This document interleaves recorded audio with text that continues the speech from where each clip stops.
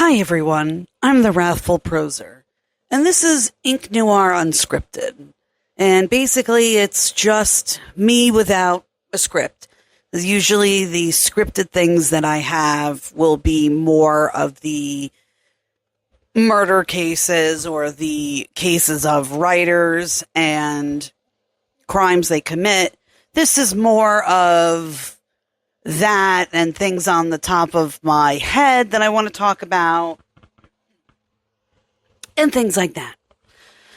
And I was just thinking, as my children were going to school for the first time since last year, I was thinking about the neighborhood and what a nice day it is. And I was thinking about how lucky we are to have good neighbors upstairs. We share a house. It's split into 2 apartments. I mean, they have their moments, but we also have our moments. You know, they have some friends over. It's loud. I got 3 kids. We all get along. My neighbor on my other side is my landlord. And I just want to be left alone, basically, by my landlord. Like, I want to pay you rent, and I want to, like, if there's an issue, I can't even talk to my landlord if there's an issue. I shouldn't say that. If there's a specific issue with, like, the water heater or something like that, you know, or the electricity, he'll come over and he'll deal with that. But nothing else. We have to fix, when we moved, we used to live upstairs, then we moved downstairs. And when we moved downstairs, we were able to get, you know, a washer and dryer because we had the basement. So the upstairs had the attic. We had the basement. We're also allowed to use half of the driveway. My landlord has to use my other half and then his entire driveway. They have 3 cars. There's only 2 of them. But they're always together, that's not weird. I mean, it is weird. Look, my husband and I are very close, and we're most likely always going to be together when we can because he's always working. My neighbors work together. So they have a business and they work together. And so they see each other all the time, which is fine. They go to work together, obviously, but they don't ever go out. One never goes out alone without the other one. They're always together, which is fine. Look, like I said, my husband and I, we would rather spend every waking moment together. But we have already trauma bonded, so we can't shake each other even if we wanted to. But I have to say, the relationship between me and the landlords are very interesting. We've been living in this house, both parts, for a good 10 years, maybe longer. We first lived upstairs for a few years, and then when our downstairs neighbors moved, it was bigger down here. So we moved in here, and we've been here for about 8 years down here. And so we've been in this house for a long time. And they're just things like we're not allowed to have pets, even though the people before us had pets. And my son, who's so allergic, used to get sick constantly. Then we would wash the carpets a lot. And it's old carpeting, and they're supposed to change it, and they don't. Whatever, I digress. The worst part of living here was that when we did finally move downstairs, we had new neighbors upstairs. And they were a couple. And they're first very nice. The husband was always very nice. His cousins now live upstairs because I had such an issue with the neighbor upstairs. Have you ever had a neighbor that is just so unbelievably awful, and they're your neighbor and you can't escape them? I was like a prisoner in my own home with this woman. She had a lot of, I want to say, she did have a lot of mental health issues, but they were not to the extreme that she often said. I think she also had a lot of substance abuse issues, and her drug of choice were like the muscle relaxers. And I have heard that when you withdraw from that, that it's absolutely miserable. I would never want to ever feel anything like that. But it was an issue. I remember once I was pregnant with my third child at this point. I had one in school, one was with me, and pregnant with the other. And I'm a homebody, and look, I will hang out with my friends. I don't mind hanging out and doing things, but I'm also an introvert. So I'm an extroverted introvert. I'm very outgoing with my group of friends and my friends, but I would rather, all my friends want to hang out in their pajamas in their own house, and we all talk on like a Zoom call. Those are like my friends. Like, I see you and I hear you and I love you, but I'm not getting out of my house to go visit you. And a lot of them live all over the place, so I couldn't anyway. But, so I like going out, but I like staying in more. But anyway, I'm outside, and I went outside to get the mail or to like breathe some oxygen. And I walk back in, and then the door behind me opens again. And I'm like, what? Who is here? And my son he's sleeping. And the neighbor lady just walks right into my house. And I'm like, oh, hi, can I help you? And she's like, oh, no, I'm just here to visit. And I'm like, oh, well, my son is sleeping. She then walks into every single room. I'm like following her. I'm like, excuse me. And I'm trying not to be rude. And I'm not. Now I am that person. But back then I was really just like, I don't know what to do. Like, how do I get her out of my house? And she was just a nightmare. She did that twice. She walked in.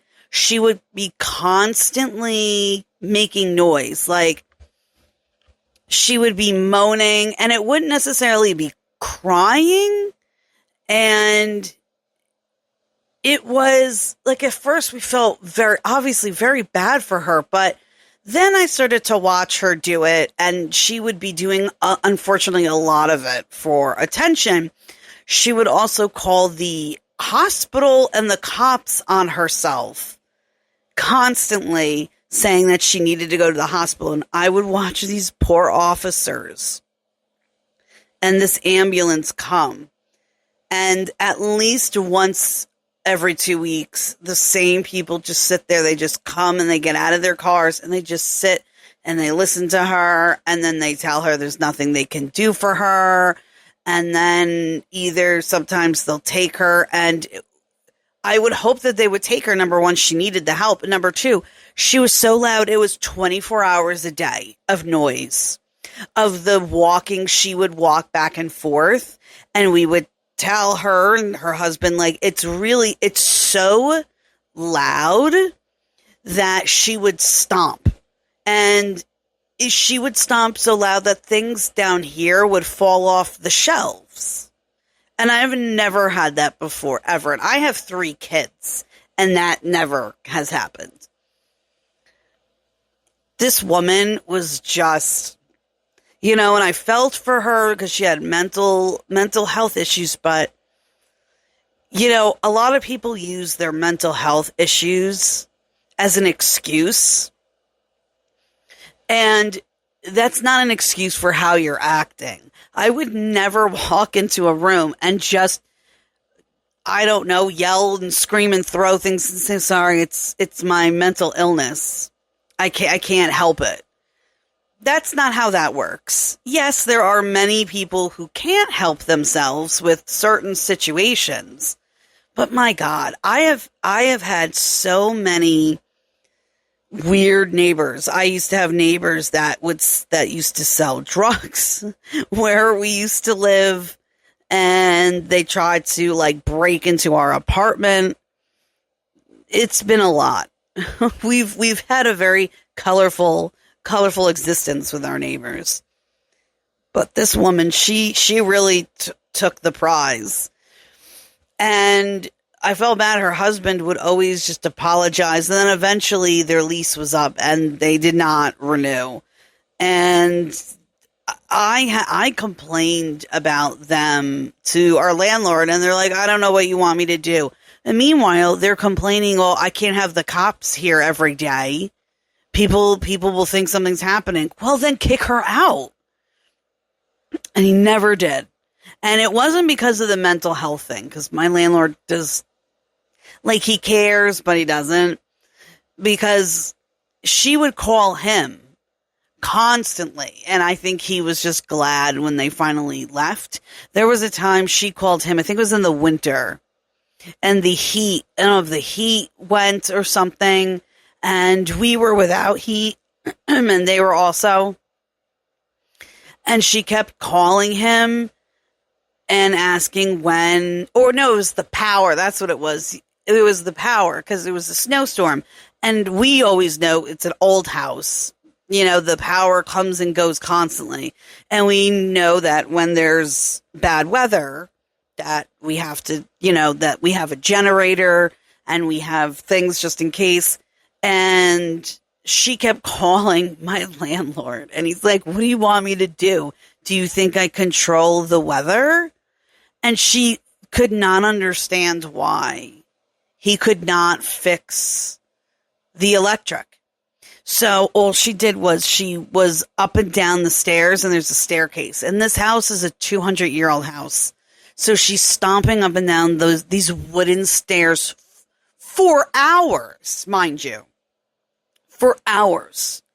I would be down here with the kids, and at that point I wasn't working. So I was home now. And it was all day long. And I'm also an insomniac. And apparently she was also. And all day long. Like, there was not a break. Maybe for an hour or two, but it was constant.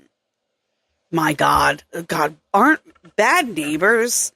When you get bad neighbors, man, they're just the worst. You can't escape. Where can you go? They know where you live. They know who you are. And I was always so nice to this woman. It was mostly out of fear, because I was like, I don't want her coming into my house. But the fact that she would come into my house, and like, that's why I don't like, yes, she has issues, but she was also just an obnoxious and rude person.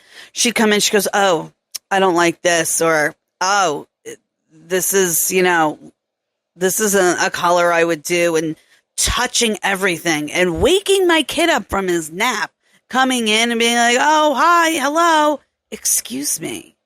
Don't walk into my house. And then I couldn't just say, like, I would say, okay, well, I have to go now or something. I didn't have like a car, so I couldn't escape anywhere. Just awful. Just walks into your house. Not once, but twice. Multiple times. Twice legitimately. But there were other times I had to run to the door and put my body between the door and the house. I was like, you cannot come in. Like, I have kids here. My kids could never play outside, which is another thing. I have a huge backyard, but no one's allowed to use it. So we have a little patio area. They couldn't go outside and play because she was outside too. She would pace upstairs, walk down the stairs, walk to the front of the house, all the way back, and she would be on her phone, watching TV or talking or whatever all day long. Tell you, that day they moved, It was after I think she was finally, I don't know if her husband finally said that was enough, but when they moved, he came back alone. What happened? Oh, that's right. He had her move in with her family because he said he just couldn't do it anymore. And I totally understand because it was more than just her health. It was a lot of other things. My God. What a terrible neighbor.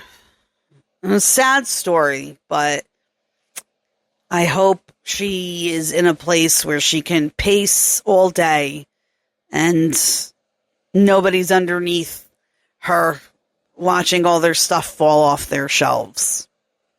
So that's just a little bit of me shooting the shit with you guys. Just something a little different. But yeah, tell me about a time when you had a neighbor from hell. I've had so many neighbors from hell. There's so many more parts to this one, but it's absolutely ridiculous. Tell me a time when you had a bad neighbor. So bad, it might have even been criminal, which I have definitely had. And that's about it today. But, yeah, tell me about a time where you had an issue with a neighbor or something like that. Drop a comment. Subscribe, like. You guys know what to do. And I will see you in the next one. Thanks, and don't forget, stay wrathful.